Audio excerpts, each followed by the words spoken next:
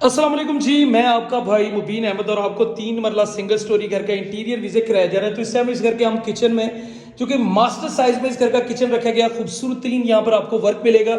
इसके लिए आप फ्रीजर खड़े करने के लिए प्रॉपरली जगह। इस घर का जो नक्शा बड़ा ही कैजुअल रखा गया है। सबसे पहले इस घर का लाउंज देखें, आपको बड़ी स्पेस के साथ, जो कि 5 मरला में जितनी स्पेस होती है लाउंज की, वो यहाँ पर आपको साथ में मिलने वाला है। इसके साथ ही आपको गराज दिखा दूँ।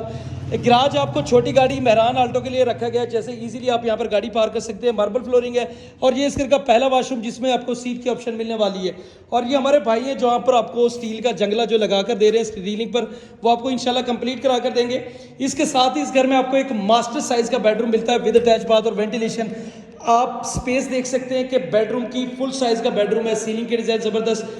बैक साइड पे इस घर का आपका वेंटिलेशन एरिया आएगा और इस घर का दूसरा वॉशरूम इस घर में आने वाला है। मोटर लगा के देंगे, गीजर वाली वायरिंग है और आरसीसी लेंटर के साथ ये घर तैयार किया गया है। सिर्फ और सिर्फ 33 लाख रुपए, 33 लाख रुपए में ये घर आपको मिल जाएगा।